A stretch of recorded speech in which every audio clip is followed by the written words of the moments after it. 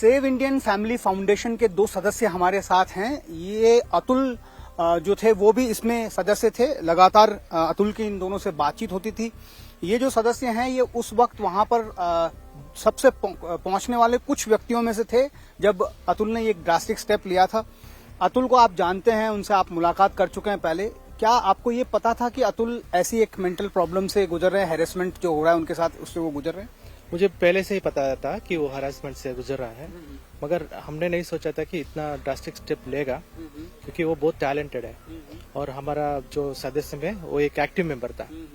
सो हमारा जो मीटिंग्स होते हैं ना, वो एक्टिवली वो बात करता था अच्छा से। सो हमने नहीं सोचा था कि ऐसा करेगा। अब ये शॉकिंग है। कभी उसने आपको बताया कि ऐसी प्रॉब्लम्स वो फेस कर रहा है, बहुत ज्यादा हैरेसमेंट उसको हो रहा है? इतनी बार जैसा लिखा है अपने सुसाइड नोट में और वीडियो में कि मुझे 100 सेवरल टाइम्स मुझे वहां जाना पड़ा जौनपुर, और हर बार डेट्स बदल जाती थी वहां पर। सर जी, जब अतुल जी बात करते थे, he was like very calm and cold. उनको बात से हम लोग को किसी को भनक भी नहीं लगता था कि उसके दिमाग में ये चल रहा है। तो हम लोग ज्यादातर हम लोगों के जो बातचीत होती थी वो जूम, हम लोगों का एक कॉल होता है वीकली या मंथली वंस में होता है, तो वहां पे हम लोगों का बात होता था। तो उसको टोटली 2.5 या 2 साल में उसको 120 डेट्स आए कोर्ट से, और उसमें उनमें physically around more than 40 dates attend किया। उसको एक डेट अटेंड करने के लिए 2 दिन छुट्टी लेना पड़ता ऑफिस से। तो आप समझ सकते हो कि ऑलमोस्ट 2 महीना, तो इतना छुट्टी तो किसी की कंपनी में नहीं मिलेगा। एक चीज है सर। दूसरी चीज क्या होता है ना सर, जब भी वो डेट लेके जाता था वहां पे कोर्ट में, उसको ये रिस्पांस मिलता था कि आज कोर्ट छुट्टी है, आज जज छुट्टी में है, आज ये हॉलिडे, आज वो हॉलिडे, आज अपोजिट पार्टी आया नहीं, एक करके उसको वापस भेज दिया जाता था। तो इसका क्या होता है ना, एक बंदे के ऊपर ऐसा बार बार कोर्ट को बुलाते हो, अगर वो कोर्ट ठीक तरह से कोर्ट भी नहीं चलता ना, तो वो मेंटली हरास हो जाता है। तो उसको वैसे भी यहाँ से ट्रैवल करना पड़ता था, उसको बेंगलुरु से लेके जौनपुर तक, वो ट्रैवल भी बहुत लंबा हो जाता था। इसीलिए वो थोड़ा मेंटल भी स्ट्रेस था, और ऊपर से वाइफ का ये डिमांड था कि अगर तुमको बच्चे का मुंह देखना है तो तुमको मेरे को 30 लाख रुपए देना पड़ेगा, ये डिमांड रखा। तो फादर के लिए कितना दर्द भरी चीज है सर। और उसके वाइफ में भी ये डिमांड किया था कि मेरे को 3 करोड़ दो, ताकि तभी जाके मैं तुमको डिवोर्स दूंगी। तो ये तो पूरा मेंटली हरास है सब। जब ये जस्टिस मांगने के लिए जब कोर्ट गया हमारा दोस्त, तो वहां पे एक कन्वर्सेशन उसने भी लिखा है, अगर आप डेथ नोट पढ़ोगे तो उसने एक साफ साफ लिखा है कि, तो वाइफ बोलती है कि तू अभी तक मरा क्यों नहीं। और ये बात सुन के ना, एटलीस्ट जो बंदा पास में रहेगा वो बोलेगा कि ऐसा बात नहीं करते मैडम, ऐसा एटलीस्ट तो इतना तो बोल सकता है, मगर जज भी उनके साथ हंसने लगते हैं। तो इसके क्या गुजरेगा इसके दिमाग में सर? मेंटल हैरेसमेंट था। आपको कैसे पता चला एज ए मेंबर की आपके एक और जो मेंबर हैं उन्होंने सुसाइड कमिट कर लिया? क्योंकि आपने बताया कि आप you were the third person who reach there after this news came out. मुझे कॉल आया था, लाइक अराउंड 4 AM कॉल आया था। मैंने नहीं देखा था। सुबह जब मैं फोन ओपन किया, व्हाट्सएप ग्रुप में एक मैसेज आया कि ये गुजर गए। मुझे बहुत शॉकिंग हुआ। मैं तुरंत बोला कि मैं निकल रहा हूँ करके, ग्रुप में मैसेज डाल के मैं निकल गया। जब मैं गया घर, मैं देखा कि अंदर फॉरेंसिक्स टीम ऑलरेडी थे और एक कांस्टेबल भी अंदर थे। मुझसे पहले 2 लोग ऑलरेडी थे, हमारा मेंबर ही थे।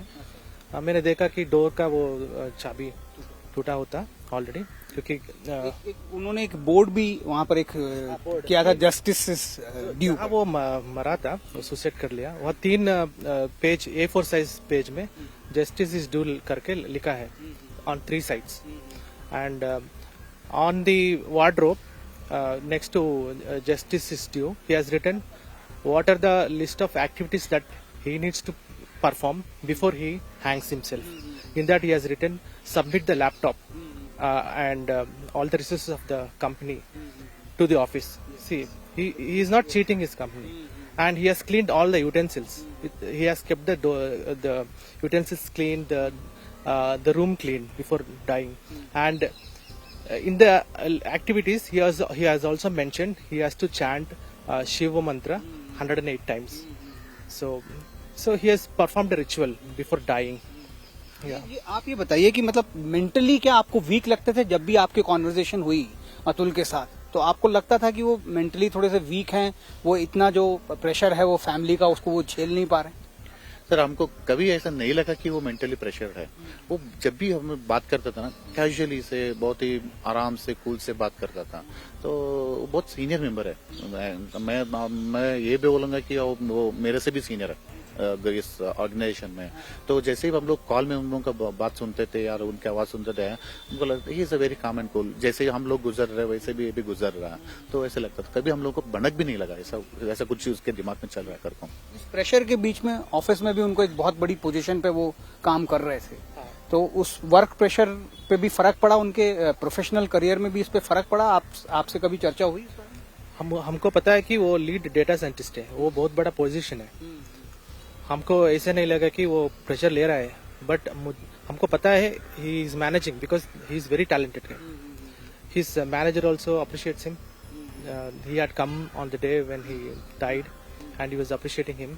ही was also ready to give his report whenever media asks to. ये जो किया अतुल ने, लिखा, सब कुछ मैनेज किया, सारी चीजें उन्होंने लिस्ट आउट की कि मुझे ये करना है, तो ये मतलब आपको लगता है डिसाइड कर लिया था कि आप उनके पास कोई ऑप्शन बचा नहीं है कि भाई मरना ही है, अब मेरे पास और कोई चारा नहीं? हाँ, वो सब देख के मुझे पता चलता है कि वो डिसाइड कर लिया, क्योंकि नो ऑप्शन, क्योंकि जुडिशरी बहुत टाइम लेता है जस्टिस देने के लिए, और ये जो लॉ है it's always women centric loss है। आप कुछ भी नहीं कर सकते। आप इतना मेहनत करके आप कमा रहे हो, वो चाइल्ड के लिए देना है और वाइफ को देने लिए as a alimony, as a maintenance you have to give. You are working hard and you have to give it to your wife. And one more thing I would like to highlight is that he had a 4-year-old child, right? He was not allowed to see the child. Yeah, he was very painful. He was very painful about that. He was also buying gifts for his kid, right? So it must be very painful. Yeah. एक आखिरी सवाल आपसे पूछता हूँ। अब जैसे ये इस इंसिडेंट के बाद में अब हम देख रहे हैं कि पूरे देश में इस बात को लेकर चर्चा हो रही है, आवाज उठ रही है, सोशल मीडिया पर भी ये बातें अब ट्रेंड होने लगी है। एज एन ऑर्गेनाइजेशन अब आप क्या एक्सपेक्ट करते हैं सिस्टम से कि क्या होना चाहिए? सर हम सिस्टम से यही एक्सपेक्ट करेंगे कि जो उसको जस्टिस ड्यू रह गया उसके रहते वो हम चाहते हैं कि जस्टिस उसको डिलीवर हो जाए, तभी जाके उसकी आत्मा को शांति मिलेगी, उसकी आत्मा को हम रिस्पेक्ट देंगे। अगर उसको जस्टिस नहीं मिले ना सर, उसकी मरने का कोई मतलब नहीं है सर। वो ऐसा लगेगा कि 1,20,000 में एक और एक बंदा जुड़ गया। ऐसा नहीं होना चाहिए सर। सिस्टम को उसको जस्टिस देना चाहिए। ये सिस्टम का जस्टिस देना खाली हम लोगों का काम नहीं है, ना मेरा है, ना सुरेश का है, ना आपका है। ये सबको मिलकर करना चाहिए सर। आपको भी इसमें इन्वॉल्व होना चाहिए, सबको इन्वॉल्व होना चाहिए, तभी जाके हम लोग ये सिस्टम में कुछ सुधार लेके आ सकते हैं सर। वही एक चीज मैं बोलना चाहूंगा सर। हमको जनरल न्यूट्रल लॉस लेके आना है। ऐसा लगता है कि ज्यादा तक मेन को ही law it's aligned towards men, it's not that we need general neutral laws. People are not realizing that. See, everywhere we are actually being targeted. That's what I feel, sir. So I am not saying women also they are suffering or men are suffering equally. Both men or women are suffering. So we need a very neutral law.